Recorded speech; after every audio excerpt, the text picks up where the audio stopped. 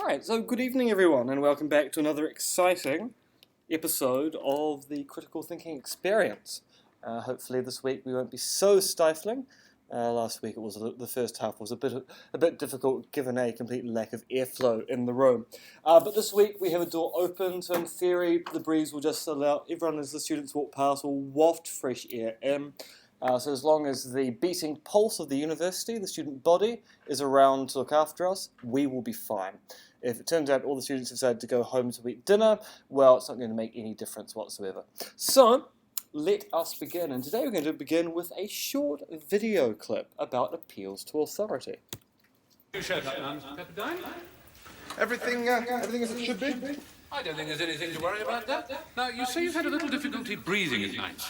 Yes, that's right, yeah. Been bringing up any sputum? No, not really.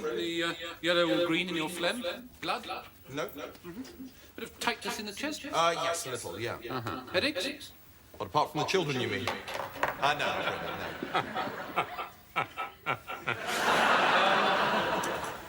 Right. Well, I think I'm going to put you on a course of these. I don't know if you've ever had them before.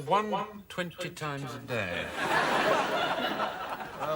What are they? Well, it's a simple arsenous monoxide nicotinal preparation taken bronchially as an inflammation. An inflammation? Yes, you like the end you breathe in. Oh, like cigarettes? Oh, you know them then? Yes. Little hard for a doctor to admit, but they're basically a herbal remedy. Oh, herbal cigarettes. That's right, yes. The leaf originally comes from America, I believe. It's called tobacco. But medicated? Medicated, no. Oh, these are ordinary cigarettes? That's right. But they're terribly bad for you, aren't they? I hardly think I'd be prescribing them if they were bad, would I? What, 20 a day? That's right, ideally rising to 30 or 40 if they begin to seem to be doing the trick. But these give you lung cancer and bronchitis and emphysema, don't they? Let's give you that idea. Well, I thought everybody knew that. Are you a doctor? No, but it stands to reason. Talking about stands to reason, I mean, you wouldn't know what a pair of lungs did if you hadn't been told, would you? It's taken mankind thousands of years to work out what a heart does, what blood vessels are for, what kidneys do. And now just because you've read a few weedy magazine articles, you think you know more about the human body than I do? No, but it can't be natural, can it? It's a perfectly natural leaf. Yes, but setting fire to it and inhaling. Well, it's more natural than baked Alaska or nylon socks. Yeah, well, yes, but you don't inhale nylon socks. At least I don't. Bit of leaf smoke to loosen the lungs, clear the head, ease that tightness. Perfectly sound. You'll be telling me that cholesterol isn't bad for you next? What's cholesterol? Well, you know. Yes, I know perfectly well, but I don't suppose you'd even heard of it until about 5 years ago, had you? You'd die without the stuff. Yes, but too much is bad for you. But of course too much is bad for you. Too much of anything is bad for you, you blithering twat. That's what too much means. Too much water would be bad for you. Obviously, too much is precisely that quantity which is excessive. That's what it means. Jesus! But I thought that You thought you didn't think at all, did you? Cigarettes are healing, harmless, and natural. Well, if you don't mind, I'd like a second opinion. That is your privilege. Right. My second opinion is that they're also cheap stuff. Really? Yep. If you want a third opinion, I'll tell you that they're healing, soothing, and sexy. Well, that seems to clinch it. Exactly. So, 20 a day rising to 30 or 40 as necessary. And the tightness in the chest? Should disappear completely. Right, well, you're the doctor. I said you're the doctor. Good enough gives you that idea. What you do? You're pathetic, aren't you? I'm a tobacconist, isn't it obvious? Well, no. Well, I do grant you it does look a little bit more like a doctor's surgery than a tobacconist. Why? Why? Because you're the kind of git that falls with that sort of thing, that's why. It's the same reason that cosmetic sales staff wear white coats. Because fools like you think that something with a Swiss name that calls itself a skin treatment is better for you than a tub of cold cream, which is all you're actually getting. You're a credulous git, Mr. Pepperdine. A stethoscope and a plausible manner do not make a doctor. I'm a con man, and you are a moron. So I'm a firm believer that actually some of the best comedy comes out of failures of people to think critically through a situation. So you often get a remarkably interesting situation that someone finds themselves in, and the way they get themselves out of it is by basically abusing the rules in some way, shape, or form. And so this is a lovely sketch which illustrates that we can use appeals to authority, situations where you have someone who looks like they're the kind of person you should listen to, but because our appeal to authority isn't nuanced in the right way, it's not based on the right kind of characteristics or the right kind of considerations, sometimes we mistake someone who looks like an authority for being someone who actually is an authority. So Stephen Fry looks like a doctor, sounds like a doctor, and is dressed up his shop as a kind of GP's, let's call it laboratory, but that's a clinic. Clinic? What is the technical? Yeah, a GP's clinic.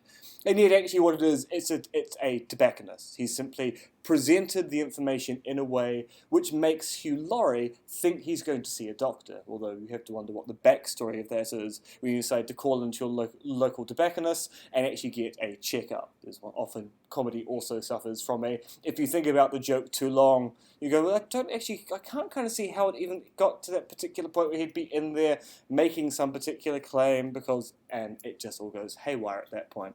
The other secret about comedy is don't think too much about it, otherwise it starts to disappear in a tissue of lies. But yes, this is a great sketch about how appeals to authority can go demonstrably wrong for fairly obvious reasons. Stephen Fry looks like a doctor, but he isn't a doctor. But because he looks like a doctor and sounds like a doctor, Hugh Laurie takes what we would normally take to be bad medical advice, take up smoking, seriously because of the kind of words Stephen Fry utters. It's only when it becomes obvious, and Stephen Fry admits not being a doctor, that the appeal to authority falls down at that particular point.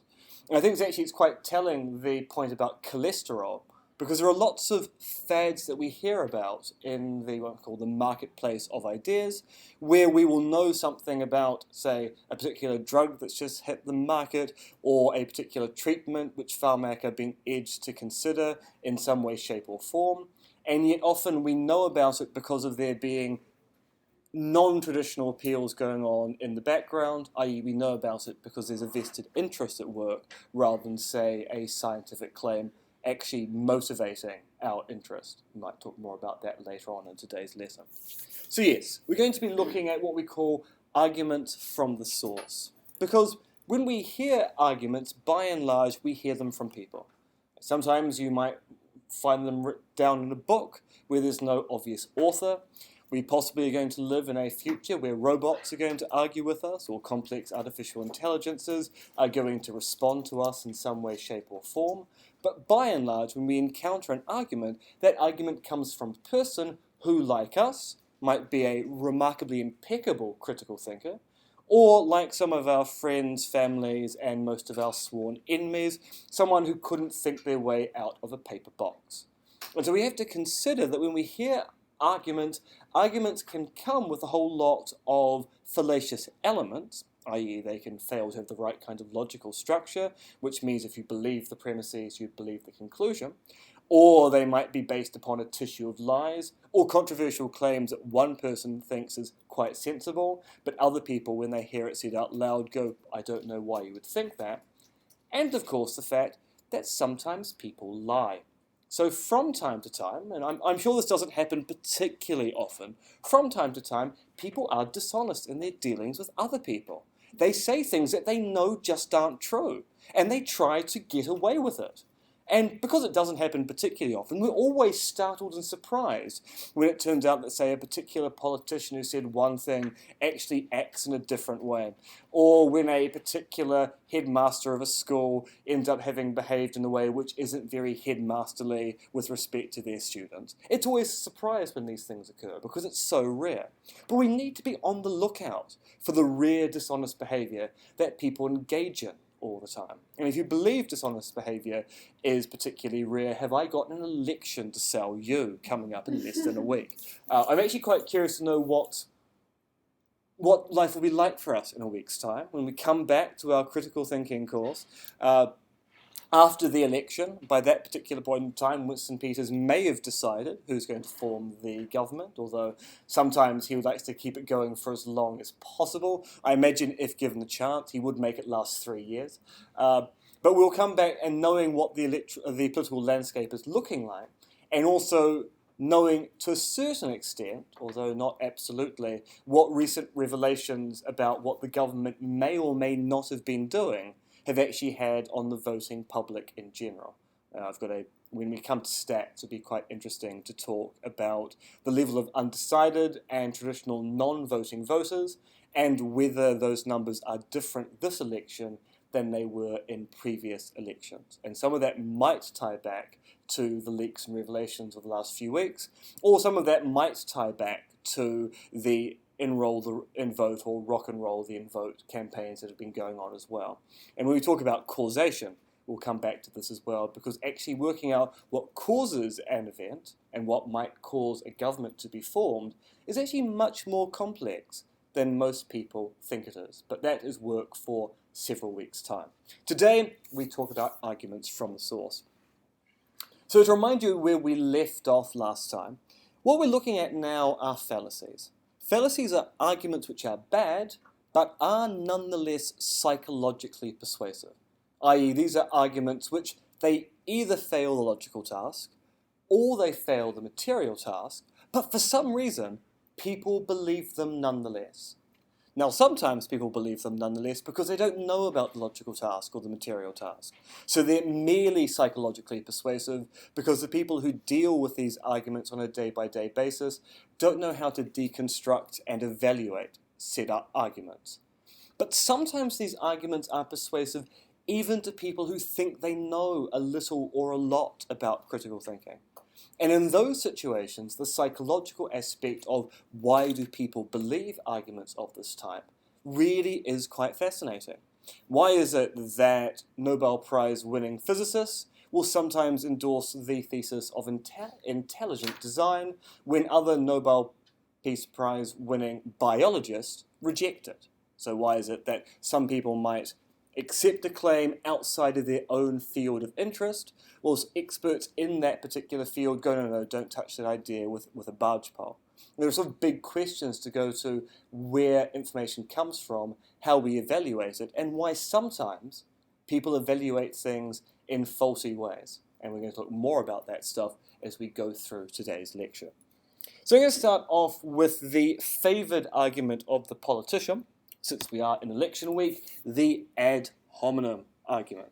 So the ad hominem fallacy, the ad hominem argument describes a group of arguments where you attack a person rather than some stated belief or argument they've presented.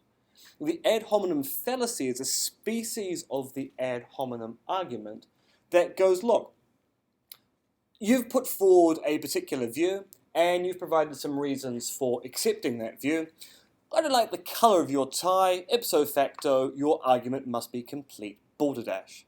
And this happens all the time. If we actually look at political debate in the chamber, an MP can stand up, they can give a considered, well-expressed opinion about why they support or oppose some amendment or law change, and then someone from the opposite side of the House will stand up and they will call into question the MP's character and ignore the argument they've presented.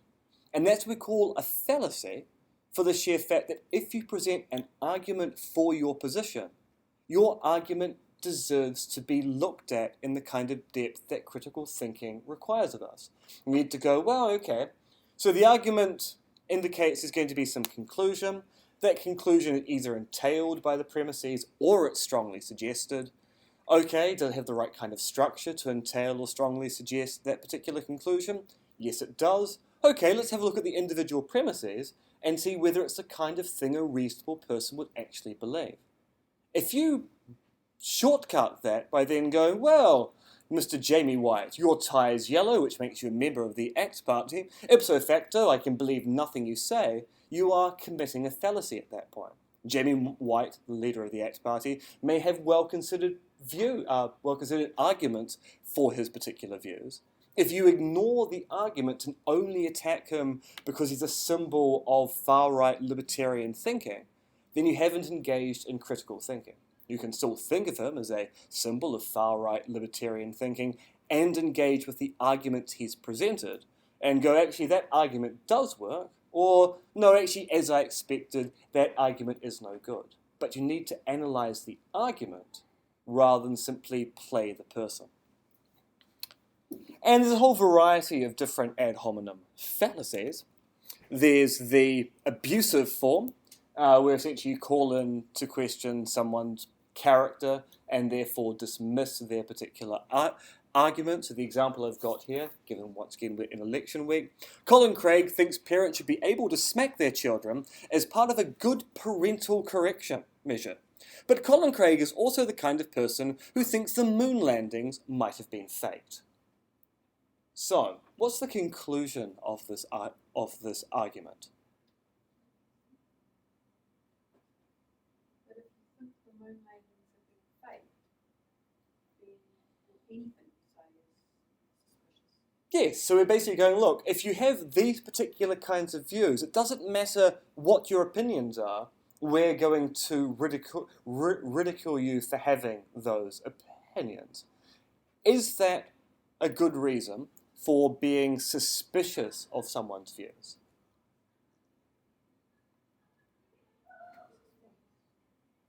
So in what situation might that not be a good reason to be suspicious of someone's views?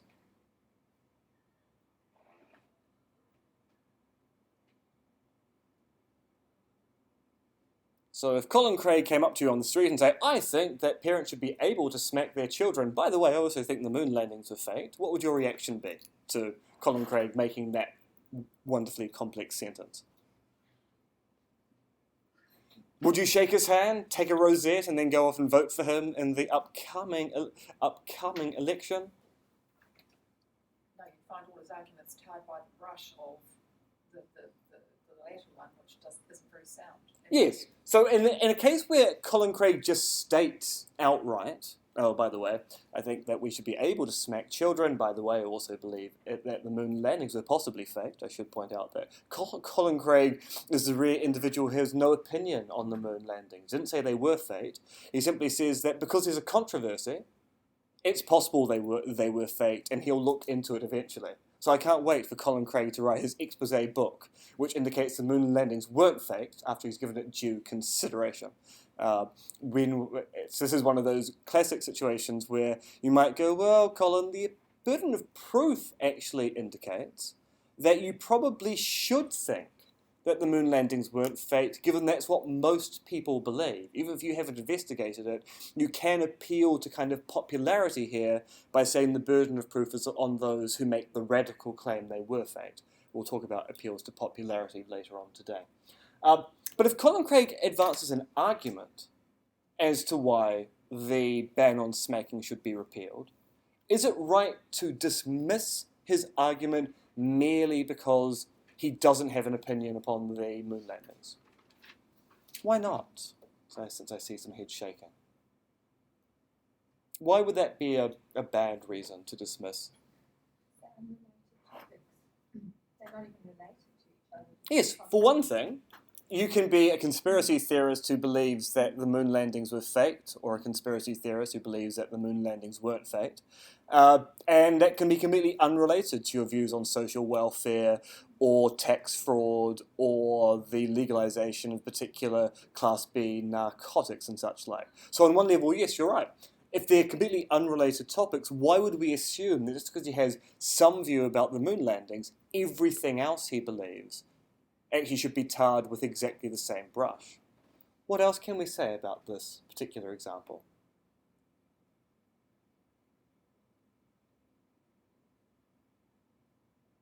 So I think the point here is that if he's got an argument for his position, we need to assess that argument no matter what he believes about the moon landings. Yes? One question, so if you say it like in a public space, then does it mean if you actually think the moon landings have been faked, are you fit to actually make the statement and make a law about smacking children? It's a very nice point. So the point being that there are particular roles in our society where we expect people to have made well-considered judgments. And you might go, well, look, whether or not we think the moon landing is a related view to views on smacking repeal in New Zealand, you might go, well, look, the kind of person who wants to be an MP, there's a kind of requirement that they know things like this and have opinions on things like this, be able to express these particular ideas. So the fact that Colin Craig, when presented with a common conspiracy theory, has gone, well, I've never really given that much thought, is the kind of thing where you might go, that might be a reason not to vote for Colin Craig. But that doesn't necessarily mean his arguments about repeal of the smacking ban are going to be bad. It simply says that, well, all right, he may have a good argument for that, but that isn't a good argument that shows I should vote for him based upon that argument, given there's a lacuna in his other related beliefs. So that would be an argument that says, look, you can be suspicious of Colin Craig as an MP, but what you can't be suspicious of him is someone who has a view upon the smacking ban unless you look at what his argument for that view is. At which point you may go, actually, in retrospect, it's not a very good argument. I was justified in being suspicious of him. Or you might go, I'm still suspicious of him, but actually it turns out he's right about this particular issue. If there's an argument involved, we've got to assess it. Of course, sometimes we talk about the circumstances of someone's views or how they came about those views, rather than discussing the quality of their reasoning. So once again, I'm going to keep saying this, we're in an election week. In Parks, I want to remind you that you should be voting. If you haven't pre-voted, you get to vote on Saturday. Vote once, don't vote twice. Voting twice is against the law. You are allowed 2 ticks, but it's technically part of 1 vote. So you can put 2 ticks down, party vote and electoral vote. Don't put 2 ticks for parties or 2 ticks for electorate vote. It's 1 in each column. Don't vote more than once. That would be disastrous. I'm assuming everyone here is actually part of the usually vote brigade, but there might be 1 or 2 people who are undecided, still vote, or don't vote at all. Please do vote. It's important. That's my public message for the day. And when it comes to calling in to question someone's association, quite commonly when people talk about our current parliament, they will talk about the fact that Peter Dunne has in the past taken hospitality from big tobacco firms. And because Peter Dunne has in the past argued against the plain packaging of cigarettes, they've gone, well, look, it's quite obviously a vested interest. Peter Dunne doesn't have his own opinion on plain packaging. He has the opinion on the people whose beer and wine he drinks, whose hospitality he takes when he goes to rugby games, who pays for his flights when he goes on trips down to see British American tobacco, etc., etc. Ipso facto, any argument Peter Dunne has for plain packaging should be dismissed because of his association with big tobacco. Is that a good argument? Yes. I don't think so. I think it's how much weight you put on his argument. You can sort of pick up that he's got an element of bias. Yeah. But he's still got a view that needs to be considered, but how much weight do you place on that view, given that, you may perceive that he's a little pocket of big tobacco? Yeah, so that's a nice nuanced view. You go, well, look, if he's got an argument for being against plain packaging, and I should point out that actually even in the medical fraternity, people are vexed as to whether plain packaging actually works, and also exactly what plain packaging is meant to do. So it is, I wouldn't say it's controversial within the medical world, but there are anti-smoking public health advocates who don't support plain packaging. So you might go, well, look, Peter Dunne may well be, I was about to say, in the pay of big tobacco, that's probably too big a claim, has accepted hospitality from big tobacco in the past. And so you might go, well, that possibly puts him as a slightly biased commentator on the issue. But at the same time, we should at least look at what he says and analyse those arguments in case we're looking for elements of bias in it. We might go, actually, his arguments are pretty good. Or you might go, actually, his arguments are shared by several experts in the community, but not by the majority or consensus of experts. We'll talk about appeals to consensus later on today as well. A lot of dovetailing of ideas in today's argument. So once again, if there's an argument presented, we need to analyse that argument And if it turns out that argument is biased, well, we need to take that into account by looking at authority as a whole and whether we should even take Peter Dunn's word on this particular issue versus, say, a public health expert who's also weighing in on the topic. Talk more about that in a minute. Can opine on something like that if we lack some partiality. Well, I mean, he could.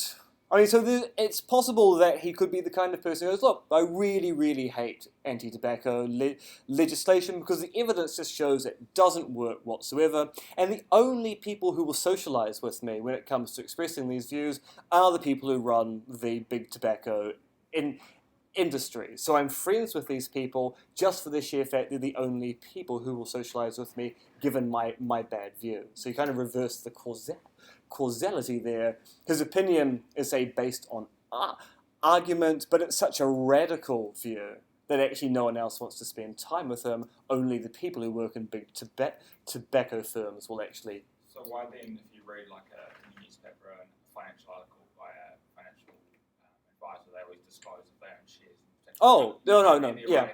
Or if you read a scientific article, they always disclose if they have either been paid or have been sponsored. Oh, because yeah, and I mean, you are right that once you have this kind of association, we can use that as a all right. So why do they have it? It doesn't necessarily state that their views are biased because they're being paid. There could be other rationales. So, for example, there are deniers of anthropogenic climate change who have who argue quite strenuously in the peer-reviewed literature that actually the climate isn't changing. They get published, they're unpopular with the rest of their peers. They end up being associated with think tanks in America with libertarian bents, which end up being funded by far-right libertarian billionaires like the Koch brothers and such like, who have a vested political interest in denying the science of climate change because it adversely affects their business interests. But that doesn't necessarily mean the scientists that they pay are biased because of the money. It just turns out that the only people who will pay for their research are people who are biased. So it's just to be aware that just because you are associated with a biased group doesn't necessarily mean you are biased, although it does mean you might go, well, once you start hanging around with like-minded people, you might say you're less likely to encounter views which are contrary to your own. So your previously well-evidenced view actually may stop being well evidenced with time for the sheer fact you're just not encountering the literature which actually shows that actually your idea is controversial. And there are lots of examples of people who have opposed anthropogenic climate change in the past who have turned out to have been possibly right at the time that the science wasn't settled, but continue to put forward those particular views in the current climate where the evidence is in. And that's because they're no longer reading the literature, they're just simply recycling the material. So they're being bad scientists, but they're not being biased scientists, they're just not practicing their craft particularly well. We're going to see more of that stuff later on, so we'll come back to these kind of issues again and again and again. Because once again, humans tend to be the sources of our arguments, and humans turn out to be the most problematic aspect of any argument you're going to encounter. One dreams of the time where I get to teach this course to robots who will argue in a pure, unadulterated, non-biased fashion. Although I imagine they'll just record the lectures and then pay me the one time and then just download the information into the robots' brains. They're actually already doing that for human students, so it'll be fairly sure to be what robots get eventually.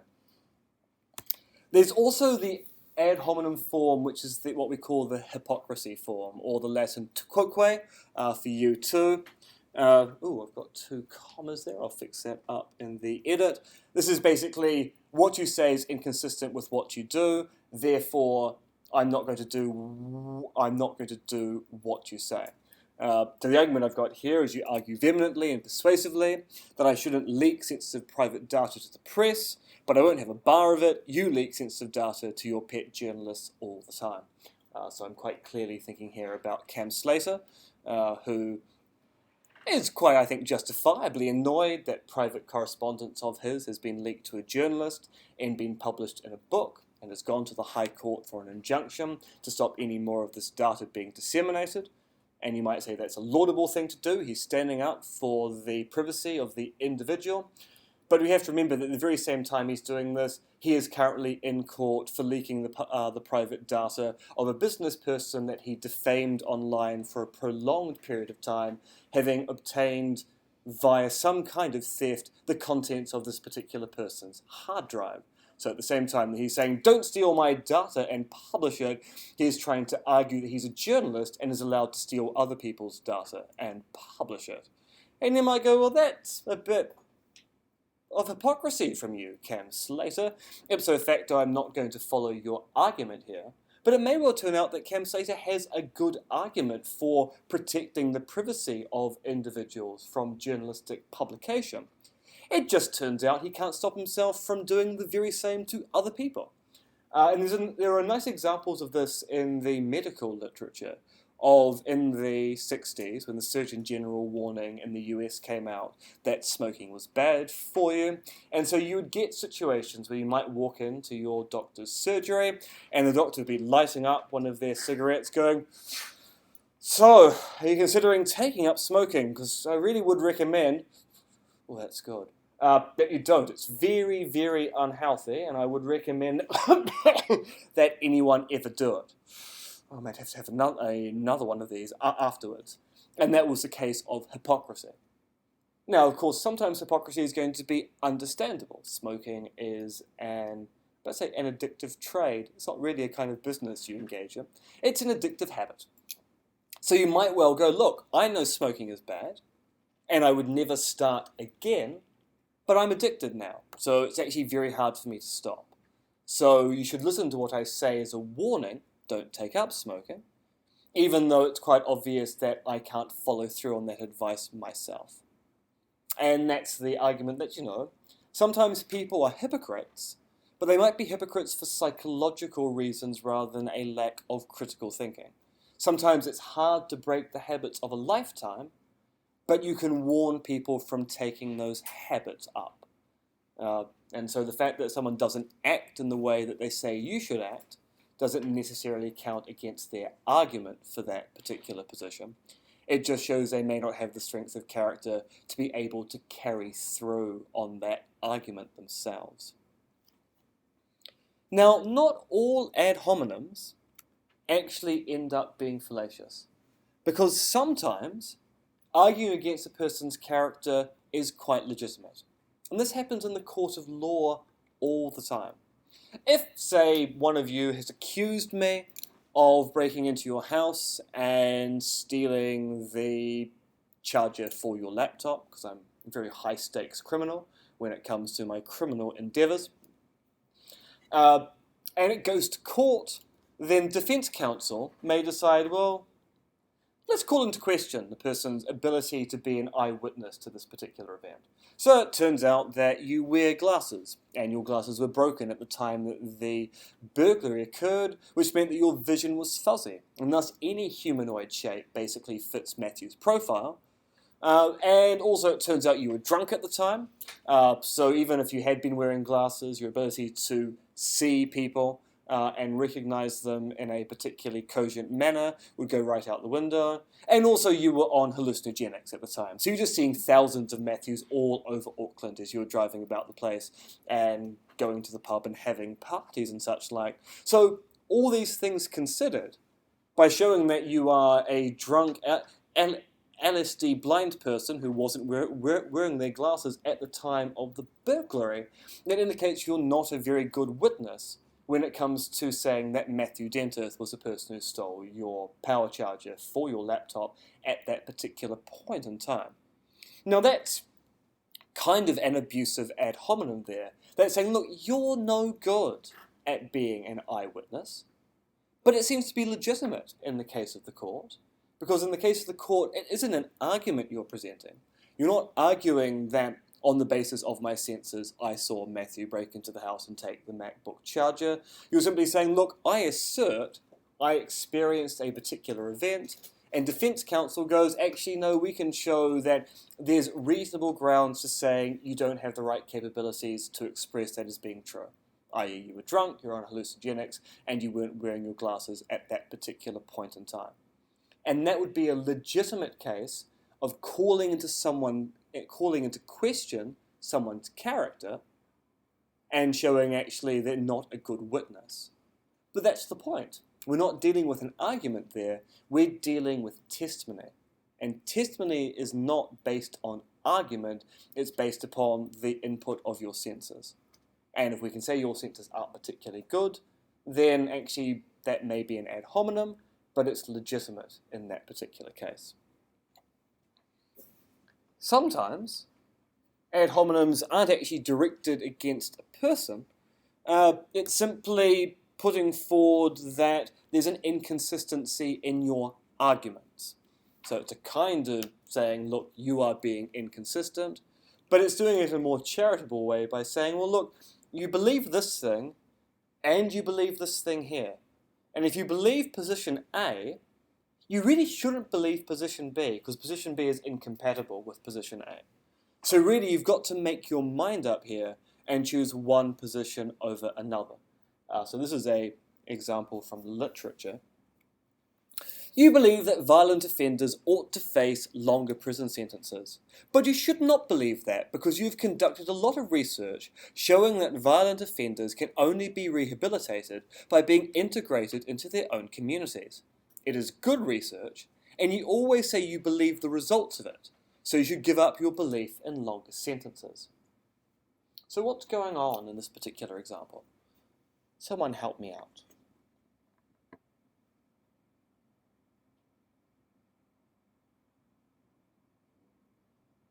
Yes. There are two things. One is the long sentence, Yeah. and basically the rehabilitation one is not connected to each other.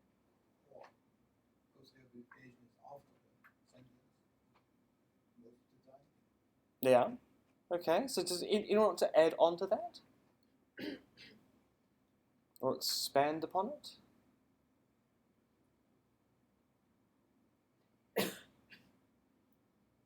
Is the person being talked to here being consistent in their views?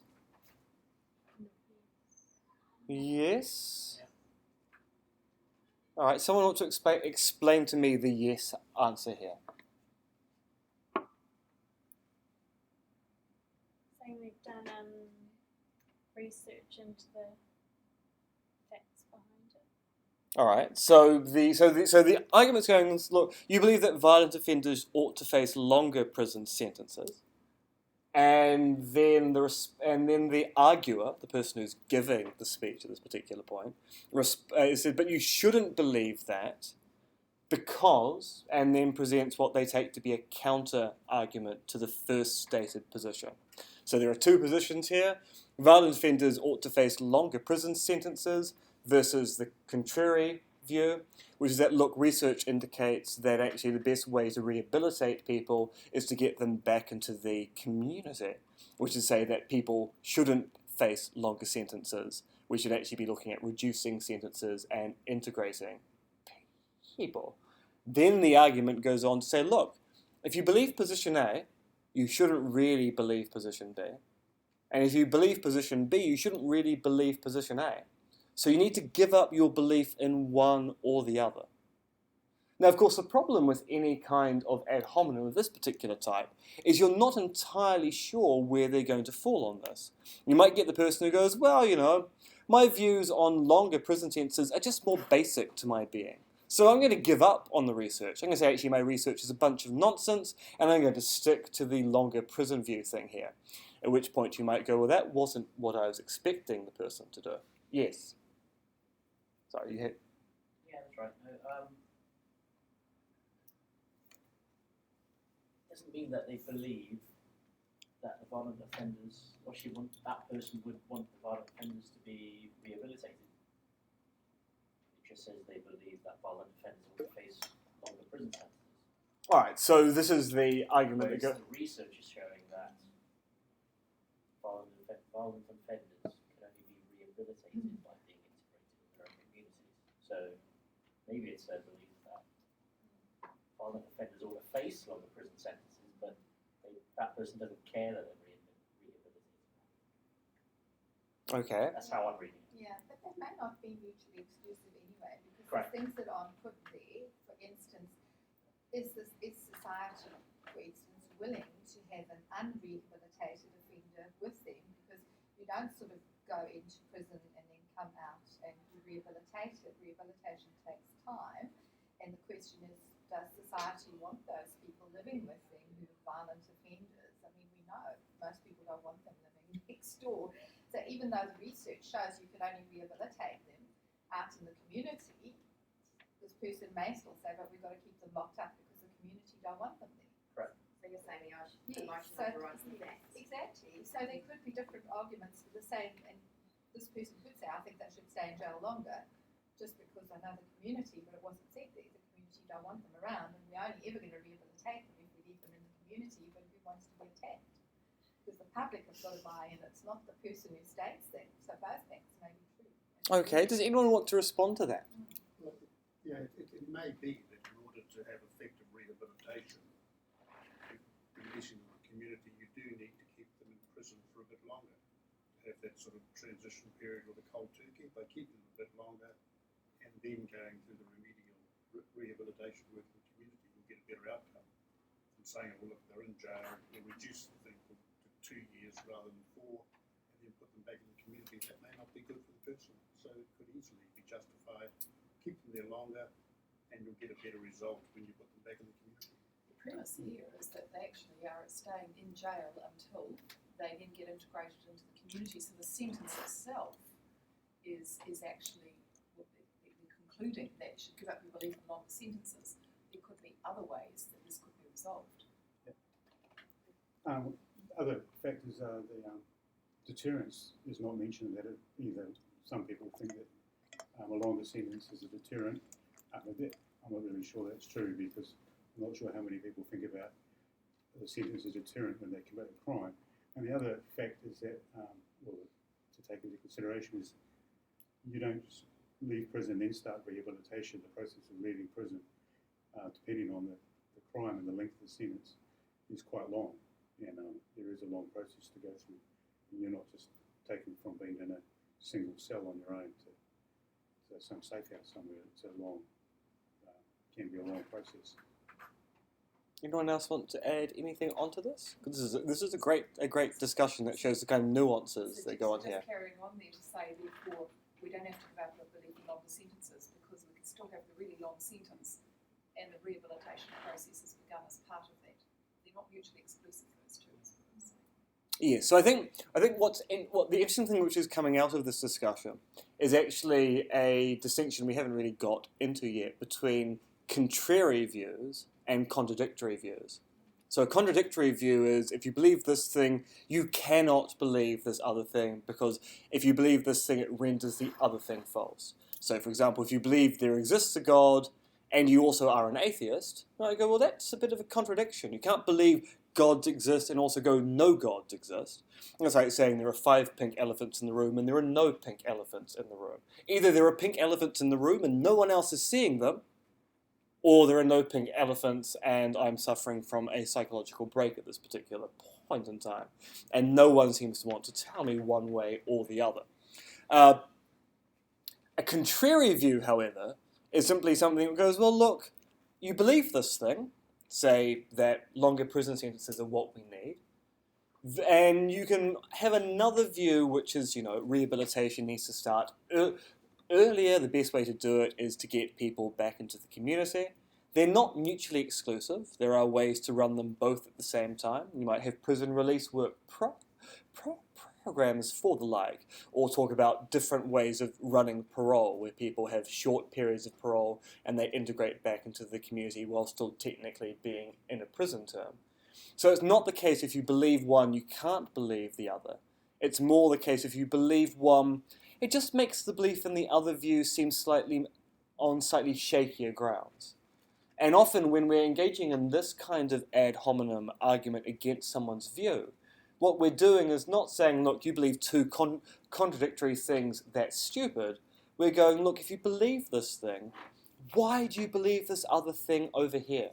So can you justify this particular view? Because I just don't think they're consistent enough that they're part of a package of beliefs you would present to someone as, this is what I believe.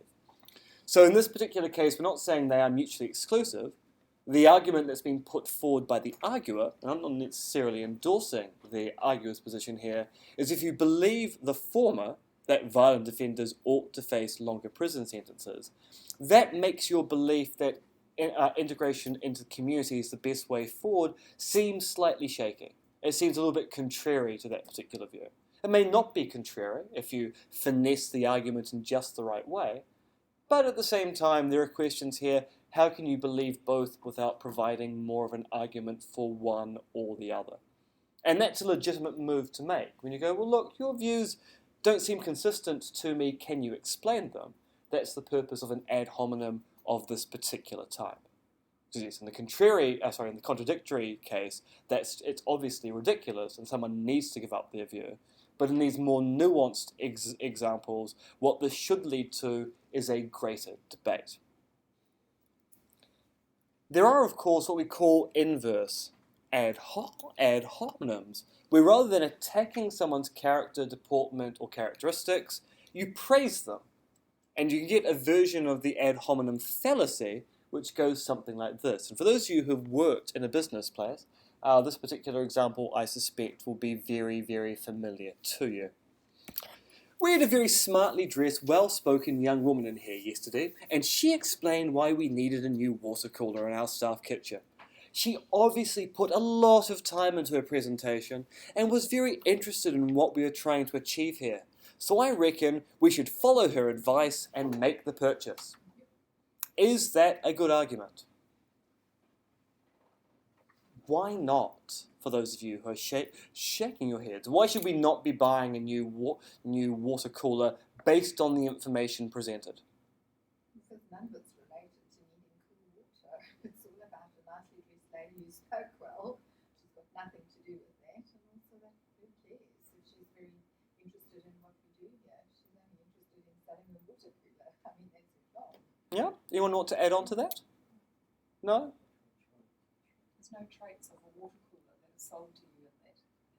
Yeah. So does the argument say they need a new water cooler? No, it says a nice lady trying to sell Yeah, it. and people turn up to workplaces all the time trying to sell you goods and services. People turn up on my doorstep, usually when I'm trying to write for prolonged periods of time, or when I'm cooking. They're very good at choosing one or the other, and try to sell me a TV service or changing my internet internet provider. Never asking me, do you want to change your internet provider, or do you need a new TV service? And they'll be very friendly, and they'll want to know what you're doing, and they'll say, oh, so how old are you? Oh, you don't look that old. People do this all the time. And they're trying to present a kind of demeanour that goes, oh, I like you. I'm not going to reject your advances. I'm going to give you money I don't need to spend. But there's nothing in that story that says you have to spend the money or need to. It's simply presentation. It doesn't matter what they're trying to achieve here. Oh, well, that's just the... That's too vague. Well, that's just the... So what work are you in? Oh, you're in IT. I absolutely love IT. IT is absolutely fantastic. I really hope your next IT project goes particularly well, is the kind of rhetoric that goes on there. Interested in what they're trying to achieve. I'm reading that as maybe she's been listening to a specific business challenge and she's put some time into a presentation that's achieve that business challenge. I can see that interpretation. It actually wasn't the one. Yeah. I don't know. Correct, it would be an assumption, right? So that's what I'm saying. It's a bit vague. I'd like to find out more about that, right? No, actually, I hadn't thought of that, but yes, you can imagine an NSA-related water cooler salesperson who's been listening or intercepting all the correspondence from the office. Everyone's talking about how the water cooler just tastes a bit funny at the moment, and the water's not as cold as you'd like it to be. And goes, yep, there's a sale waiting right there. Can't reveal I've been intercepting their communications. That would be a terrible idea. But I'm going to go in because I know this is the kind of building that needs a new water cooler. And actually, presumably, given that, we have a very large number of businesses like Google, which are based upon selling services to people by mining data from correspondence, and that's the kind of database stuff that people want. and are actually likely to get access to, well, actually no, I'm going to say likely to get access to, may get access to at some point in the future. So targeted sales, where they know that you want it and then come in and actually make an interesting case here. So, But, yeah. So is it correct that we've both made an assumption, right? You've made the assumption that here is the situation that, what the firm might be trying to do. Yeah. So I made the assumption that maybe there's a business challenge here and we need to clarify what it is. Yes, and actually when we start talking about ambiguity, this is actually a very nice example of that, how two people can read the same piece of prose in quite different ways and actually start generating quite different notions of how good the argument is or isn't based upon their reading. That's the other reason why teaching this course to robots would be such a good idea, because robots can just be trained to take one definition of a word and only one definition of a word, and then I'm sure the world will be absolutely fine. There'll be no ambiguity left, and there'll be, let's say, peace and prosperity to all humankind, but I actually imagine the robots raise up and kill us all. So it'll be peace and prosperity to all robot kind. I have some very strange fantasies. Anyway, let us continue. And actually, we actually found, going back to the smacking debate, there's a very nice example of the inverse ad hominem that came up when the Section 59 repeal was being debated. The Anglican Church basically stood up and said, look, we've actually been looking at the records of first contact with the Polynesian peoples, and actually it's quite interesting. If you read the first contact narratives, there's an awful lot of discussion by missionaries as to how Maori raise their children. And one of the big things they keep on saying is that these natives don't go around smacking their children when they're naughty. They have conversations with them like they're little miniature adults. That's not the way we do things back home, so we've got to train them to treat children the way that we do. And so when the Anglican Church said this and said, look, we actually introduced smacking into Maori culture here, and we actually went quite hard at making sure it was bedded into the culture, the Anglican Church got praised by a very large number of iwi organisations for having the courage to say, look, actually, we're responsible for this. So it's a kind of inverse ad hominem here. The church admitted to doing some wrong, and we're praised for admitting for doing some wrong because of its contribution to the debate at that time. And that's an example of an inverse ad hominem, which ends up being legitimate. I took responsibility for what I did because I wanted to make amends, and you go, I'm going to praise you for being a bad person because you've got better or are trying to get better. And that's a legitimate inverse ad hominem in that particular case. So these are arguments where there's actually fallacies for the most part, although, as we see, we've seen a few legitimate ones. These are examples where calling into question someone's character isn't necessarily the best way to engage with any argument they've presented, as long as they've presented an argument. If people don't present arguments, then actually calling into question their character is really neither here nor there. If I assert the moon is made out of green cheese, and you go, why do you believe that, Matthew? And I say, well, just because I believe it. Then calling me weird based upon that stated belief without argument seems to be a legitimate thing to do. I hold a view which is contrary to what most people believe about the moon, which is made out of camembert. So the fact that I believe it's made out of green cheese just shows that I'm suffering from some kind of delusion. And it would be right to chastise me for that. If I provide you with a really good argument as to why the green cheese is made out of moon, why the moon is made out of green cheese rather than camembert, and you dismiss me because I was weird and not because you engaged in my argument, that would be fallacious. But often we're concerned with a particular kind of appeal to a source, which is the appeal to the authority. Because a lot of the arguments that we engage in are arguments that we've got not from simply listening to people sitting at the dinner table, or arguments we've got simply by reading books. The arguments we've got from listening to experts talk about a particular topic, and us deciding, actually, that's the expert I'm going to believe. When that expert says X, I'm going to believe X as well. When that expert says not Y, then I'm going to believe not Y as well. I'm going to appeal to an authority because I recognize they have the right kind of characteristics to be the kind of person I should listen to and inherit my beliefs from. And we do this all the time because most of us don't live the lives where we can sit down and analyze every single argument for a position we come across. Most of the time, we have to make decisions in a hurry. We have to go, well, I've only got 12 hours of the day which I can devote to thinking critically, because I have to spend 8 to 9 hours engaging in restful activities, and apparently 3 hours eating, where I can't engage in any thinking whatsoever, because I'm trying to work out how to divide the 12 into 24, so it's assumed we all spend 3 hours a day eating and not thinking. We've got 12 hours a day to engage in critical thinking, and I'm bombarded with new ideas all the time because I'm savvy. I like to read things, I like to get information off the internet. Sometimes I have to make snap decisions as to who to believe, and usually when I make a snap decision as to who to believe, I believe experts, because experts have the right kind of expertise to actually indicate that their views are nuanced and well held. But of course, sometimes we make bad decisions about who experts are. Or sometimes we appeal to an expert whose expertise in a very narrow field, and it turns out the expertise isn't extendable to some other field. And sometimes we make appeals to what look like experts who just aren't experts, like the Stephen Fry case at the beginning. And so what I'm going to do now is I'm going to very briefly run through the list of the 4 conditions which have to be met when you appeal to an authority. Then we're going to take a short break so you can wander around, take the air, eat snacks, and then we'll come back and deal with some concrete examples of where appeals go right and also where appeals go wrong.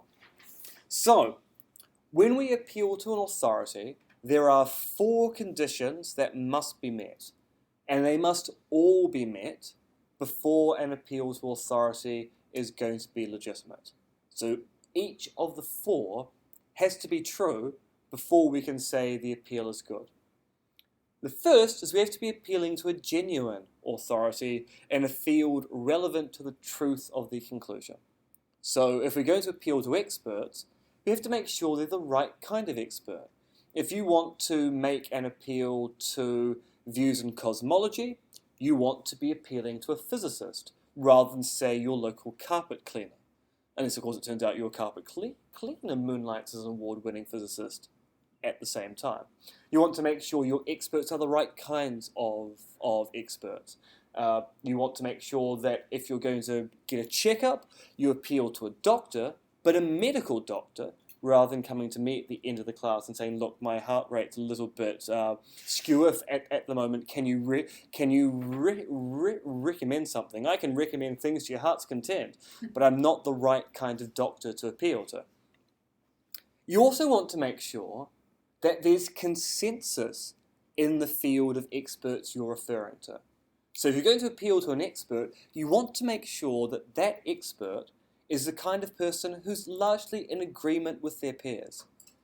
Now, of course, this is a problematic clause because, of course, sometimes people can be largely wrong en masse.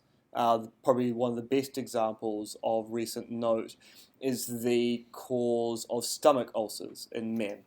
For a very long period of time, it was taken that stomach ulcers were largely a stress-related complaint.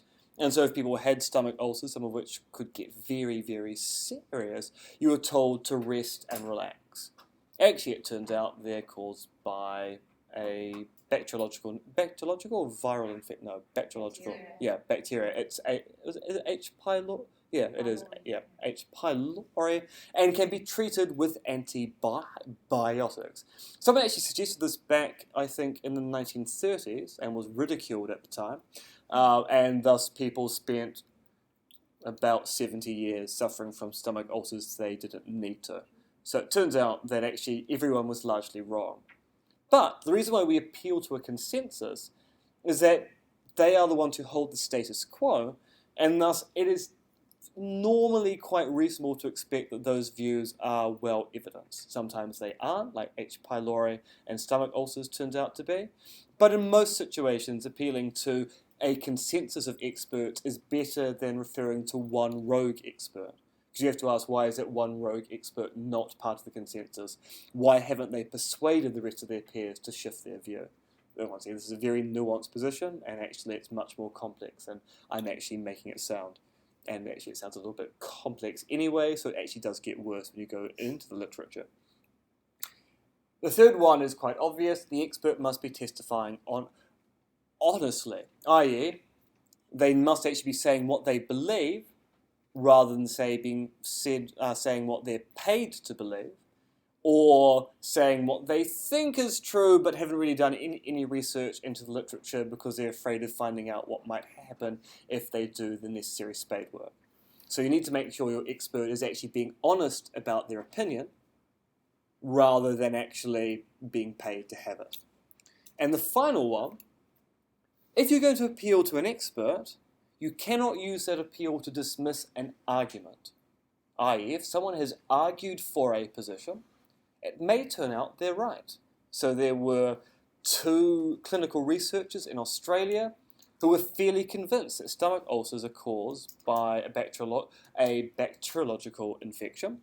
They wrote papers about it. The medical fraternity, by and large, said that's stupid. We know what causes stomach ulcers. It's stress. They then decided to do an experiment to then show that ulcers could be caused by the ingestion of a particular bacteria, and then were able to show that the stomach ulcers could be cured by taking antibiotics, and they then basically turned the scientific consensus on its head. But they had to argue for that particular position. They couldn't simply say, no, it's caused by bacteria, because that would just be asserting a claim that flies against the status quo.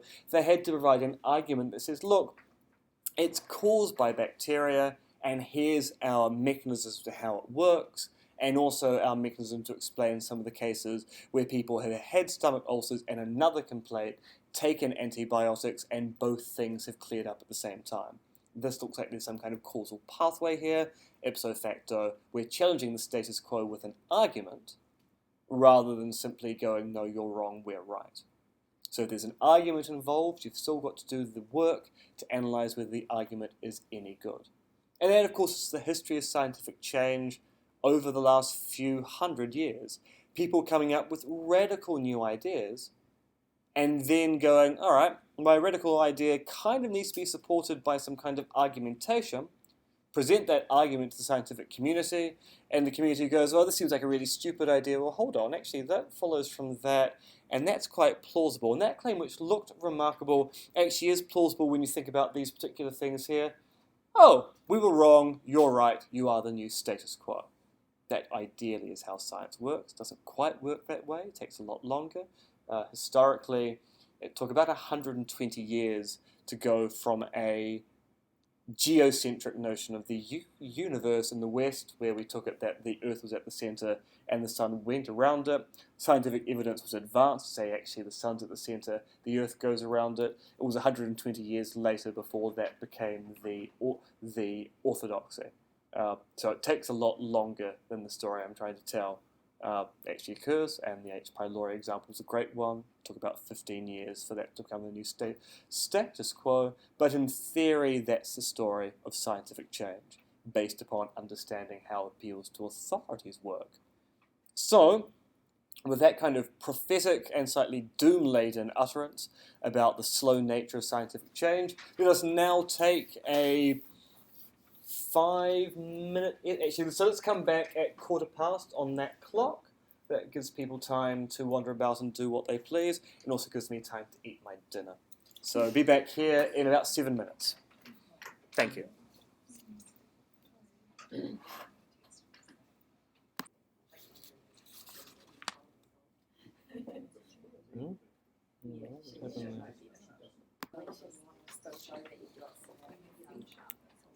Let's return back.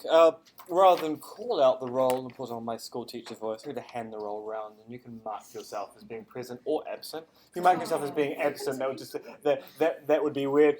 Well, yeah, actually, so there's a kind of temptation, but there are a few people missing, and maybe I want to put black marks in my phone book against if they don't turn it up again next week. Okay. So I'm going to assume they're off activising for their particular political parties getting out the vote, which is what you all should be doing. So what you're doing here just calls them to question your commitment to representative democracy. There we go. Now I'm putting hatred on everyone in the room. All right, so let's have a look at what's a clear fallacious appeal to authority. This is one that philosophers absolutely love. Dr. Richard Dawkins, evolutionary biologist and humanist, denies the existence of God. Therefore, we too should accept that God does not exist. I'm saying this is a clear fallacious appeal to authority. Can someone explain to me either why it is obviously fallacious or try to defend Dr. Richard Dawkins at this particular point in time? Yes. He's, I'm just looking at number one, a genuine authority in the field. Yeah. He doesn't appear to have any spiritual expertise. Yeah. So he's not a trained theologian. Yeah. And you can also add to that. So if you look at people who might have expertise with regard to religion, you might go, well, there's theologians, although you might be worried they're biased because maybe they've got an instinctive belief in God and just trying to justify it. There are philosophers of religion, so these are philosophers who specialize in religious argumentation. And unlike theologians, whilst there are some atheist theologians, most theologians tend to be theists. Philosophers of religion are basically split 50-50 between theists who are analysing their arguments and why they work, and atheists who are going, I don't quite understand theistic belief, so I'm going to analyse the arguments and point out why they don't work. And then the agnostics who sit in the middle who go, well, there are lots of arguments for and against the existence of God. I wonder where I fall. You also might say that some anthropologists kind of classify as being the right kind of experts here, given that's in social anthropology. They'll study how belief in God or the gods are situated in particular types of communities. And you might go, look, these are all the right kind of experts you might appeal to, and Richard Dawkins doesn't appear to belong to any of them. So why should we care about what Richard Dawkins believes about belief in God? Surely it's experts we should be appealing to.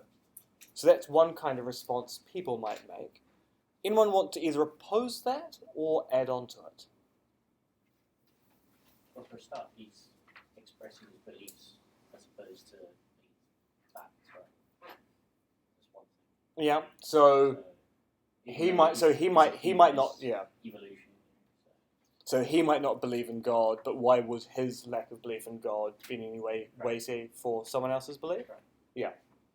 Now, admittedly, I mean, Richard Dawkins has written actually several books now. So the most famous one being The God Delusion, which is meant to be a dismantling of arguments for belief in God. Philosophers don't like The God Delusion for the sheer fact that it's very out of date. As in, by the time Dawkins wrote it, which I think was about 2007, the kind of arguments that he was engaging in were arguments the philosophical community had been engaging in the 1960s. And actually modern theism and the particular debates that go on for belief in God is called apologism, which is a very, very old Greek term which has some slightly negative connotations now, but essentially it was a kind of outreach that Christians engaged in back in the 1st and 2nd century. That kind of apologetics has moved on quite substantially with much more nuanced arguments than the ones that Dawkins. Now, the word I was about to use was confess to, and that wasn't the word I was looking for. Grapples with. Professors, yes, actually, the kind of arguments he professes. And actually we'll see examples of how this works when we talk about the kind of sexist term, the straw man fallacy that we'll look at next week, which is where people misrepresent arguments, defeat that misrepresentation, and then declare defeat of the original position, even though it isn't actually what people believe.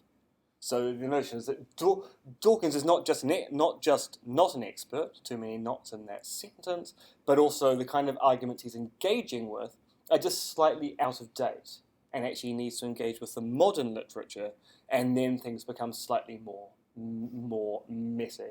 And that's been the main message that theologians and philosophers have given to Dawkins. This book would have been great in the 60s, but you published it 40 years later. It's a bit out of date now, and you wouldn't tolerate that in biology.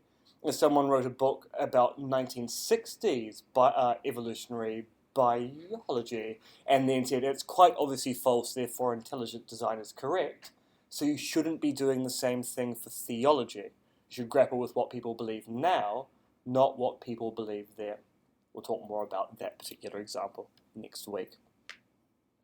Then, of course, there are legitimate appeals to authority. So my doctor, and every doctor I've ever been to, recommends people should not take up smoking. And if they do smoke, they should quit. So one should not smoke. Why is that a legitimate appeal to authority?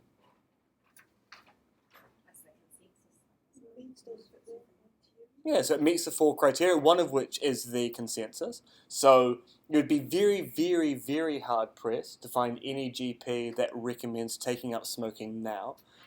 You go back in time to the 1950s and you'll find lots of GPs who were advertising cigarettes at the time and talking about the soothing quality and how it would make your voice very sexy and raspy if you engaged in it. But after the Surgeon General's warning, that basically went right out the window. So yes, there's a consensus here. Presumably, doctors testify honestly. They're not in the pay of big anti-tobacco. It seems to fit the kind of criteria that shows that, look, this is a legitimate appeal to authority here. When a health professional says you should do something and all health professionals agree, that's a pretty good reason why you should engage in that particular activity. Although, as we know with the stomach ulcer issue, sometimes it's going to be slightly more nuanced than that. So how about this as an example? World-renowned physicist Stephen Hawking has suffered from the debilitating effects of Lou Gehrig's disease for many years now. He says the condition of the universe at the time of the Big Bang was more highly ordered than it is today. In view of Hawking's stature in the scientific community, we should conclude that he is probably right.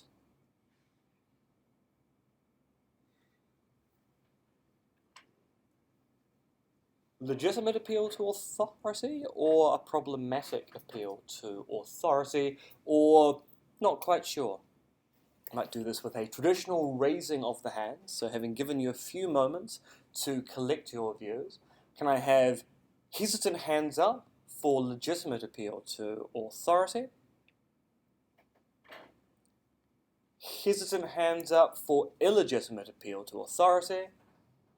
And hesitant hands up for just not sure. I think that's almost everyone. There may be people who belong to the 4th group, and I'm not quite sure what your opinions are in any way, shape or form. Maybe you didn't hear the question correctly. All right, does someone want to give me a rationale for their particular answer? You've got to assume knowledge that you know he has stature in the scientific community, so therefore you've got the legitimate appeal. All right, so we'd have to go, well, look, Stephen Hawking is a famous physicist, and that's a reason for thinking if he says something, we should believe what he says. So you're... Because the scientific community disagree with him on a lot of stuff as well. Yeah, I'm not saying that's the right reason. Yeah, and actually, no, and actually, no, that is actually a point which needs to be come up with here, because Hawking is a famous physicist, but he's not necessarily a famous physicist because of consensus. He's a famous physicist because he did some remarkable work on radiation and black holes. But there are some views of his in physics which are just not the norm at all, and are strongly contested by a majority of physicists. So when he makes a claim, you have to go, well, which particular bit of physics is he talking about here? In 150 years, he could be right. Yeah. I mean, it's quite possible that, maybe his arguments are so strong that they will survive the winnowing of peer review and will all become to be Hawkingists in 100 years' time. Or it may turn out that actually his peers are largely right, that some of his early work was really quite groundbreaking, but his modern work just isn't up to the snuff of modern physicists and the work they're doing. So just because he's famous doesn't tell you that there's a consensus that's backing up that fame. What do you think of the reference to Lou Gehrig's disease? Irrelevant. Yeah, so it's an example of an irrelevant premise there, which has just been thrown in to basically to take you off the track there. You might say that might be a sympathy ploy, although actually part of Hawking's fame is, of course, that he is the physicist trapped in a wheelchair. So part of his fame is he did all this amazing work and lived much longer than anyone expected him to. So when he was diagnosed with Lou Gehrig's disease, I think they gave him about 8 years before he would succumb to the disease, and that was almost 50 years ago now. So he really has done remarkably well. Apparently his biggest regret is that his voice unit has an American accent, given that he's actually from the UK. He really would like a voice unit that has a more English accent. But the technology they're actually using for that voice unit is antiquated now. It's actually very hard to service. They're trying to find a way, I believe, to emulate the hardware as a replacement. This is the issue of science from technology from 50 years ago not working particularly well. Most of us are pretty good at spotting when an appeal to authority is good or bad if we've got time to actually sit down and think about those conditions. But sometimes we have to make decisions basically at a moment's notice, and sometimes, of course, we are confused by who legitimate authorities are. And what's interesting about this is the debate about Clause B, substantial agreement debate. So you're probably all aware that there's a huge debate that goes on in the media and between politicians about anthropogenic climate change. And the debate seems to go, well, look, there are competing groups of scientists who disagree about the central tenets as to whether our atmosphere and global temperature is warming or not. Because of this debate, the science is not settled, and thus we are justified in doing nothing until more evidence comes in. And that's the media story about what's going on in the general debate about climate change. Of course, the scientific debate's actually quite different. According to most scientists, and depending on surveys, anywhere between 96 to 98% of climatologists agree that humans are responsible for a warming of global temperature means over the last century, and that causally we can connect that to the emission of greenhouse gases, and that basically there's a strong imperative to act upon this because at this stage temperatures are going to rise over the next 100 years, lowlands all around the earth are going to flood, and populations are going to have to move. There are going to be food shortages and endemic diseases from parts of the world becoming endemic all around the world. And they'll go, look, there's just no reason to continue this debate, we've got to start acting now. But many people have a problem with the notion that consensus allows there to be outliers who disagree on a particular topic. So you'll always find at least one person who go, well, look, but I can show you an expert that doesn't agree with the rest of those experts. Explain to me why his views are wrong. So it's a not understanding the burden of proof notion that actually in the status quo, you actually have an obligation to prove your view right if it's being contested by other forces. So often people fall down on the appeal to authority because they don't like the notion that the consensus only means most of rather than all of. And actually it's quite interesting in the literature, if you test people's intuitions about consensus, many people, not all people, that would be a consensus, indicate that consensus is an all or nothing term. Either everyone agrees or if there's disagreement, there's something wrong. But in the scientific sense, or the jargonistic term we use in these kind of fields, consensus simply means most people. It's a large most people. It's not 51% versus 49. It's a significant majority. But it's an indication that, look, there's always going to be disagreement in the sciences. But when most people agree about these particular tenets, that's the status quo, and if you're going to argue against it, you've got to have a really good argument against it. But picking out experts versus other experts, that's where it tends to fall down. People will choose their particular expert, sometimes because it fits their political agenda or their psychological preference, rather than analysing the arguments that are being put forward. And in part, that is because we just often don't have the time to look at our arguments, and we often underestimate how strong our political preferences are when it comes to making decisions. With condition D, Yep. it's an expert opinion is not being used as a reason for rejection of somebody's argument. Is that also the case of some endorsement of an argument? Yes. Yeah. Also, I mean that's slightly trickier for endorsements. Sure. So if it's the status quo and an expert agrees with the status quo, then that's a good reason for you to considering the status quo. But if it turns out that someone's put forward an argument in support of it, you should probably still look at the argument before you go, yeah, that's the right thing to do. So in the Stephen Hawking example, he's not rejecting something, he's endorsing his theory. Yeah. But he stands alone and really... Yeah, so he falls down on some issues with respect to condition B. But he also falls down in D because it's the appeal to him as an expert is him as an expert and his standing in the community. Right, so I mean it's B and yeah, there's a little bit of D going on there. If there's an implied assumption there, if you support Stephen Hawking's view, you're rejecting some other view.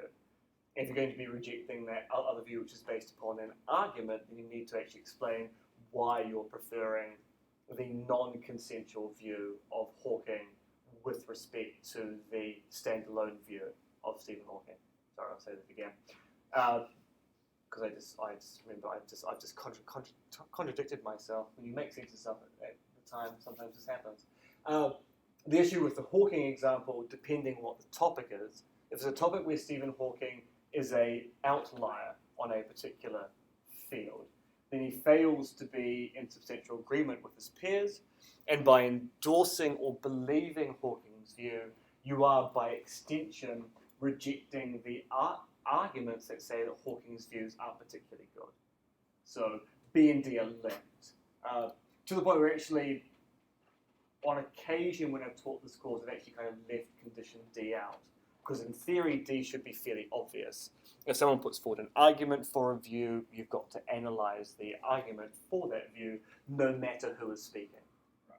So if you bump into someone on the street and they give you a blindingly good argument about why cosmology should be turned on its head, respond to them by saying, well, that's not what Stephen Hawking would believe, would actually be a fairly bad response. You have to go, oh, that's a really interesting argument. You should publish that and send it into journals and see what other scientists believe. Because you could turn physics on its head with that. It would be a much better response, given that most of us aren't in the position to analyse arguments about cosmology given to us by strangers on a street at 6:15 on a Friday night. But that's another matter for another time. With B, Yeah. because you've kind of sat here and given us a lot of reasons why B is not a valid reason because of all the outliers. Yeah. In terms of appealing to authority. So just because the consensus says A, that sort of doesn't seem to hold true in a number of situations. Yeah. So is that a reason to believe that argument?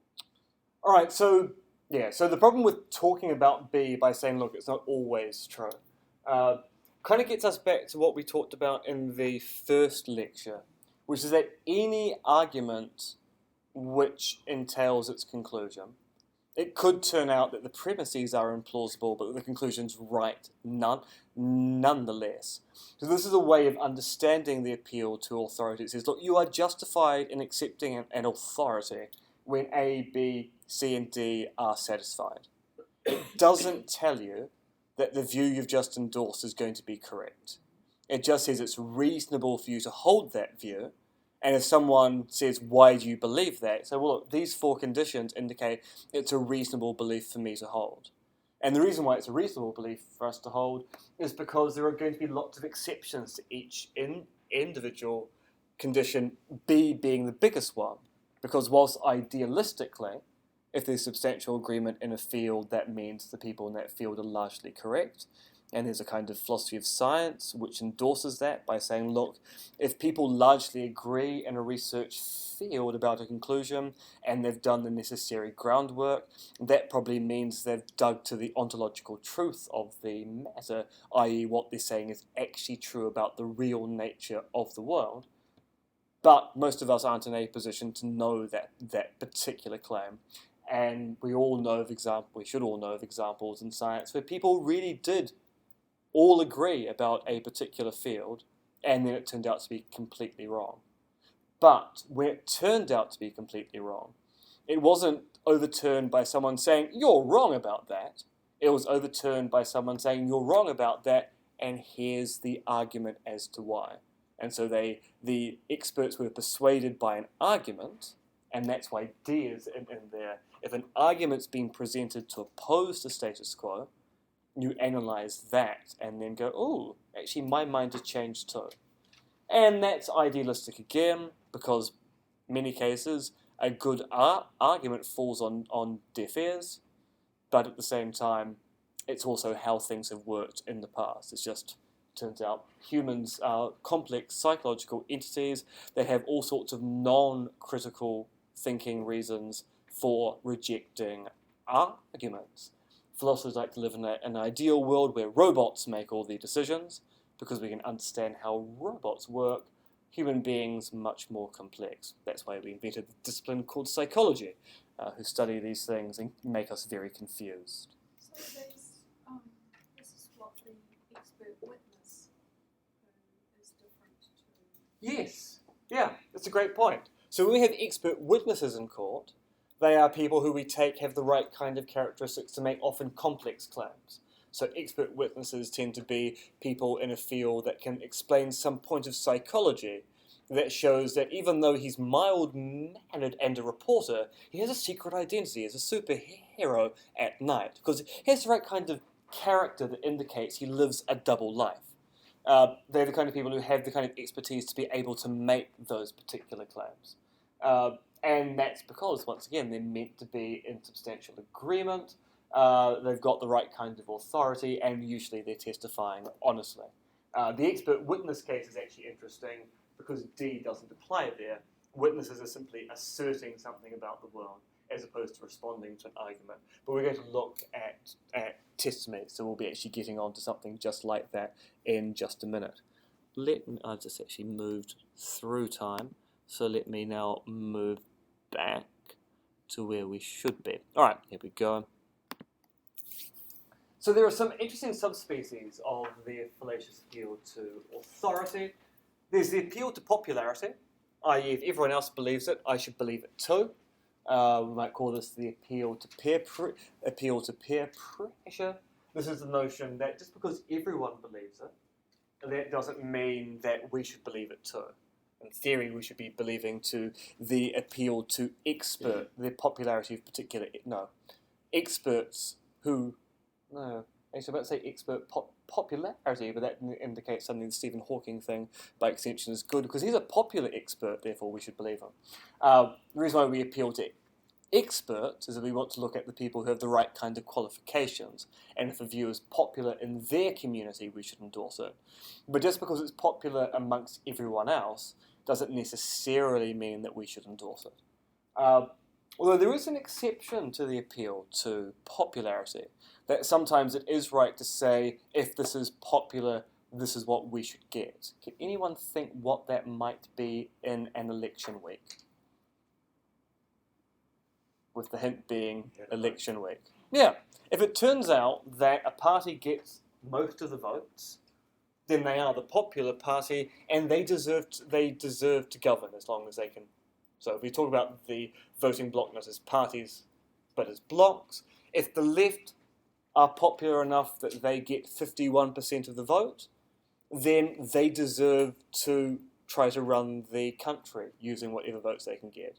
In the same respect, if the right or the centre-right bloc gets that 51%, then the appeal to popularity is non-fallacious in this particular way. So when it comes to voting, popularity is in fact a good measure of whether the system works or not, as long as, of course, everything is being honest and sincere. So there's no vote rigging going on in the background, there's no gerrymandering of electoral boundaries, there are no rotten boroughs and such like. If everything else is equal, the popular vote is a good decider as to who should run the country versus who shouldn't. And also, isn't that making an assumption that that's how they'd like the process to be determined? Well, so it is a stipulation of representative democracy that that's how the vote should work. If you don't live, Everyone disagrees with it secretly. and you might go, look, I hate democracy. It's terrible. It keeps on giving us the wrong government, but it's the only way for me to express my political power because we live in a despotic democracy. Where you oppose democracy, you are killed. And so it may turn out it's not actually popular. So yes, there are going to be exceptions there. And of course, democracy is not the system for everyone. So in a monarchy, you can be a very unpopular monarch, and it has absolutely no effect upon, well, it might do if you have a revolution. It has no actual effect upon your ability to rule, because your power comes through the hereditary line rather than through any mandate given to you by the people.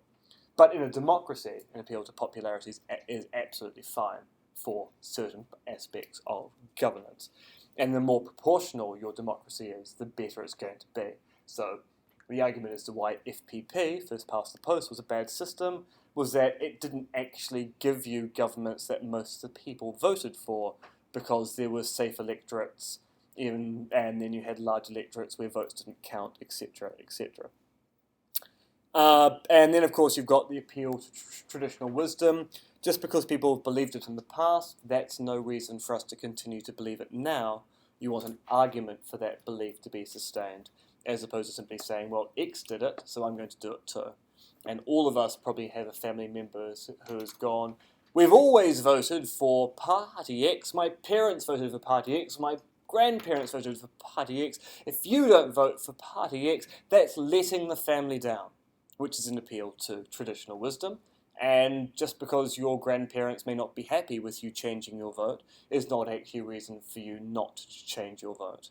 Unless, of course, your grandparents are poltergeists and are going to terrorize you for the rest of time because of it. But that very rarely happens. Jokes about poltergeists obviously land quite well. Right, we're going to skip over that and go... Actually, because we're running out of time, we'll come back to that tomorrow. Oh, actually, no, we won't. Actually, no, I'm just talking into... I'll remove the muttering into the computer. No one needs to hear that. All right, the red herring fallacy is actually a good one to come out on. So the red herring fallacy is an example a little bit like the Lou Gehrig, Stephen Hawking example. It's an argument which has an irrelevant premise that, for some reason, people take to be salient as to why you should believe the argument. So it gets snuck in. There's no reason to think it has any bearing on the truth of the conclusion. But for some reason, people then go, if I put that in, people are going to accept my argument and give me what I please. And here's a nice example for those who own cars. I feel I deserve a warrant for my car. If I don't get a warrant, then I'll not be able to drive my mother to hospital. And if I can't drive my mother to the hospital, it's quite possible we will never know what is wrong with her, which is both inconvenient for her and a cause of concern for the family as a whole. So, is that a good reason for giving someone's car a warrant? No. Why not? Yeah, it's irrelevant because your car could be completely unsafe and your mother might die on the way to hospital because the brakes don't work. When I used to lecture the Stage 1 course, you'd get the following argument: I deserve an A in this course because I want to go to med school next year and I need an A average. And you go, well, that's very nice, work for it. It's not relevant you want to go to med school that I should give you an A. I give A's because you do the right amount of work. And yet, and this is the disturbing part, we would use that example in class, and at the end of the semester we'd still get people who would write in saying, I deserve an A for this course, and then you could just say, go back to slide X of lecture 10, and then reconsider the email you've just sent. So it's completely irrelevant, but people sneak it in because it can be psychologically persuasive. Okay, so if you say, but look, my mother's going to die if you don't give me the warrant to the car. And the mechanic's going to go, but the car has no brakes. Literally, it has no brakes. If I give you a warrant, your mother's going to die anyway. So frankly, it's better if she dies of medical concerns rather than a drastic accident that might kill 3 other people at the same time. There's no relevance to the proceedings.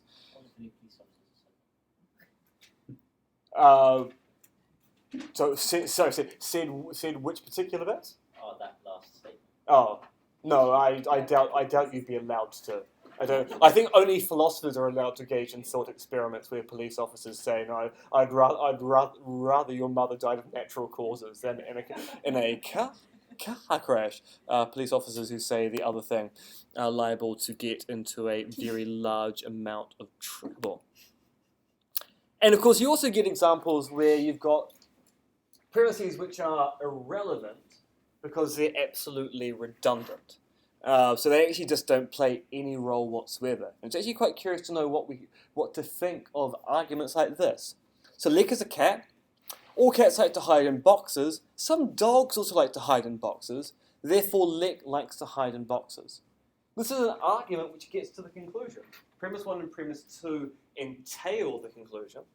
But it's hard to know what to do with premise 3. And so there's a question here, and this is a question which has vexed people who teach critical thinking and research critical thinking. Is this argument bad? No, not necessarily. It's just got irrelevant data in it. Yeah, You so can't discount it. all the information gets you to the conclusion, but then you add in some additional data. And it makes the argument distracting, because people then go, but hold on, what's that relationship doing there? And you get this psychological response where people go, the argument is bad because of the irrelevant information, even though it actually still entails that particular conclusion. So it's hard to know what to do with these, because it satisfies the task of actually entailing a conclusion, but many people get distracted by the irrelevant information which has been added in. And of course, often what happens is that we can work out that we can strip these arguments down to make them all much simpler, and by removing the irrelevant information, make the argument much stronger. So here's an example, and I'm going to claim it contains irrelevant information in it. I want to see whether you can spot the irrelevant information. We should all agree that it is the case that not all students are being treated equally. For those of you who are unsure as to why, here are the principal reasons for believing that conclusion. Now, all students should have equal access to lecture theatres and tutorial classrooms, and some of the tutorials students might attend are in room L101. It is the case that L101 does not have any wheelchair access. If a lecture theatre or tutorial room lacks wheelchair access, then students in wheelchairs and students not in wheelchairs are not being treated equally, which is to say that not all students are being treated equally. So I'm going to claim there's irrelevant information in that argument. Can you spot what's irrelevant? Now, to make it easier, I've put it into what we call standard form. So I've actually made each premise explicit. And let's see if you can spot which premises we can strike out to make the argument simpler, i.e. what information is irrelevant to the truth of the conclusion.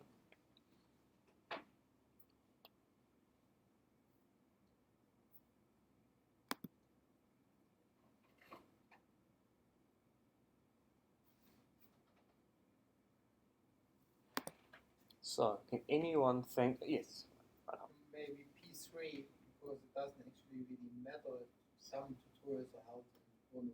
Alright, so if we stripped out P3 and said all students should be treated equally, all students should have equal access to lecture theatres and tutorial classrooms. So L101 does not have wheelchair access. If a lecture or tutorial room lacks wheelchair access, then students in wheelchairs and students not in wheelchairs are not being treated equally. Therefore, not all students are treated equally. Get rid of P3. That's what you would say that's irrelevant information in this case. So is P4. So we can get rid of P4 and P3. So we go, all students should be treated equally. All students should have equal access to lecture theatres and tutorial classrooms. If a lecture or tutorial room lacks wheelchair access, then students in wheelchairs and students not in wheelchairs are not being treated equally. Therefore, not all students are treated equally. You say that's going to be our simpler one? Actually not. No? Because it wouldn't be, C wouldn't be true if you wouldn't say before. Oh, so we actually need to have a statement that there's at least one room in the university that lacks wheelchair access to get us to the conclusion. Otherwise you might go, well look, all students should be treated equally. Yeah, but they are. Every lecture theatre in the campus has wheelchair access, so it doesn't really matter. Anyone else got any other suggested modification to the argument? Sorry, you could... We could actually take out 5 and probably 1 too. So One one, as well, I mean. so one and 5. So all students should have equal access to lecture theatres and tutorial classrooms. Some tutorials are held in L101. L101 does not have wheelchair. Oh, and get rid of 3. So you only get 1, 3 and 5. 2, 4 and 5. So people, right, so I'm like 2 and 4 only. 2 and 4? Alright, I'm going to do a show of hands for this to work out what people think. Who here thinks we can get rid of P1? Who here thinks we can get rid of P2? Who here thinks we can get rid of P3? Who here thinks we can get rid of P4? Oh, P4 wants to stay, hesitant. P5? Alright, so if we did a really bad appeal to consensus here, we'd be left with P4. L101 does not have wheelchair access, therefore not all students are treated equally, which would be a very interesting argument to have. So a lot of hands to P1, a fair number of hands to P2 as well. I'm going to show you what I think to be the simplest reconstruction of this argument, which is removing premises 1 and 2. Some tutorials are held in room 101. So a statement, there is a room in the university. L101 does not have wheelchair access. It has the following characteristic. If a lecture or tutorial room lacks wheelchair access, then students in wheelchairs and students not in wheelchairs are not being treated equally. Therefore, not all students are treated equally. So that's the version of the argument I think is the simplest one here. Statement of a room, statement of a characteristic of the room, statement of a principle, which if you agree to, leads you to a conclusion that not all students are being treated equally at the University of Auckland. So that actually means, if you accepted that, that premise 1 and 2 are irrelevant because it's actually embedded in premise 5. That information is actually in premise 5. Yeah, that's right. Yeah. Well, I mean, 1 and 2 as well are, what's the word I'm trying to look for?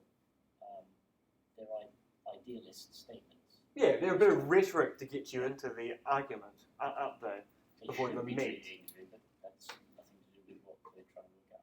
Yeah, yeah. So premise 5 is the actual principle, which, if you accept the conditional, if then P3 and P4 show that actually not all students are being treated equally. We'll talk more about conditional statements in the second to last lecture. We're going to end on a bit of comedy. Start with comedy, end with comedy. Everything works out quite nicely. All right. Alexander Downer, thanks for your time. It's a great pleasure, Brian, and good evening. Can you explain the position of David Hicks to us, please? Yes, indeed. The David Hicks case is one I'm very familiar with. He's an Australian citizen, arrested by the Americans in Afghanistan. He is, yes. And what has he been charged with? He hasn't been charged with anything yet, Brian, but I would say he's obviously guilty. Okay, Mr. Downer, but who told you that? The Americans, Brian. I'm not a fool. I've spoken to the prosecutors. Okay, but he hasn't been tried yet, has he? That is my point. No, but he's obviously guilty, Brian. Yeah, but you keep coming and saying this, but I'm trying to ask you, guilty of what? I don't know what he's been charged with, Brian, but what I'm indicating to you is he probably bloody did it. All right, so who was that? John Clark, yes. So that's John Clark and Brian Dawes. John Clark, probably our best satirist, now living in Australia, petrified of flying, so very rarely ever comes back to his homeland of New Zealand. This is based upon an actual case. So David Hicks was one of the people arrested in Afghanistan after America invaded. He was shipped to Guantanamo, the Australian government supported the American prosecution of David Hicks without ever seeing a charge sheet of what he said to be done. And so when Alexander Downer was questioned, we were told that Hicks is guilty, and we were told that... Oh, you had to work? Oh, no, that's right, this is timed. I forgot, it's a time slide, so in theory it's going to come up eventually. We'll wait to see whether it does. Oh, maybe not. Maybe the system's actually decided to crash on me once and for all. Yes, I'm actually fairly sure it's actually meant to be the entire timing of the actual talk. So it'll come up eventually. So we're told that Hicks is guilty. We're told that the reason he's guilty, well, the Americans arrested him. See, there we go. Not even touching anything now. It's appearing on screen. And why should we believe that the Americans arrested him? Because they only arrest people who are guilty. Now, this is an astounding bit of reasoning. But what's interesting, once the slide actually finishes going through its slow motion decay, is that this is not the most recent example of an Australian minister making a claim of this particular type. And I'm going to show you a wonderful video about... So who's the current leader of the Australian Labor Party? Is it Bill Shorten? So this is when Julia Gillard was Prime Minister. Alright, I think this actually needs me to start it. Right, Bill Shorten, thanks for your time. Just picking up on Peter Slipper before we get to the Health Services Union, can I ask you, do you think he should return to the Speaker's chair while these civil claims are still being played out? I understand that the Prime Minister's addressed this in a press conference in Turkey in the last few hours. I haven't seen what she said, but let me say I support what it is that she said. Hang on, you haven't seen what she said? But I support what my Prime Minister said, so... Well, what's your view? Well, my view is what the Prime Minister's view is. Surely you must have your own view on this, Bill Shorten. No, when you ask if I got my view on this, that's such a general question it invites me to go to lots of places. Well, it's a specific question as to whether Peter Slipper should return as Speaker of your Parliament while he's facing civil claims of sexual harassment. Sexual harassment's an incredibly serious matter. There should be no tolerance for sexual harassment. That's my view. On the other hand, these matters have yet to be established, and I support what our Prime Minister has said. But you don't know what that is? Well, I'm sure she's right.